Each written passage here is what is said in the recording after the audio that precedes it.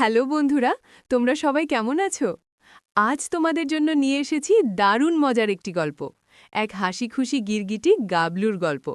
তাহলে চলো শুরু করি আজকের রঙিন অ্যাডভেঞ্চার। সবুজ সুন্দর বনের মধ্যে থাকতো এক ছোট্ট মজার গিরগিটি। তার নাম ছিল গাবলু। গাবলু ছিল খুবই দুষ্টু, খুবই মিশুক, আর সব সময় হাসি খুশি। একদিন গাবলু ভাবল, আজ সে বনের সবার সাথে একটু মজা করবে।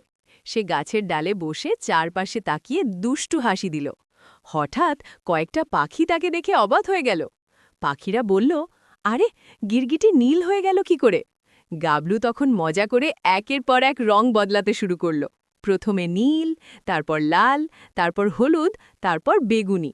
বনের সব প্রাণী অবাক হয়ে বলল, ওয়াও, কি দারুণ মজা! একটা বানর হেসে বলল, এ তো সত্যিই জাদু। সব প্রাণী গাবলুর কাণ্ড দেখে হেসে গড়াগড়ি খেতে লাগল। একটা খরগোশ বলল, গাবলু, তুমি তো দারুণ মজার। গাবলু হেসে বলল, আমি জাদুকর না, আমি শুধু মজার গিরগিটি। সেদিন থেকে গাবলু হয়ে গেল পুরো বনের সবচেয়ে প্রিয় বন্ধু। সবাই বুঝল, হাসি খুশি থাকলে জীবন হয় রঙিন আর সুন্দর। তাহলে বন্ধুরা, তোমাদের কেমন লাগলো গাবলুর গল্প? ভিডিওটা ভালো লাগলে লাইক দাও, কমেন্ট করো, আর আমাদের চ্যানেল সাবস্ক্রাইব করতে ভুলো না। আবার দেখা হবে নতুন কোনো মজার গল্পে। ততক্ষণ পর্যন্ত টাটা, বাই বাই।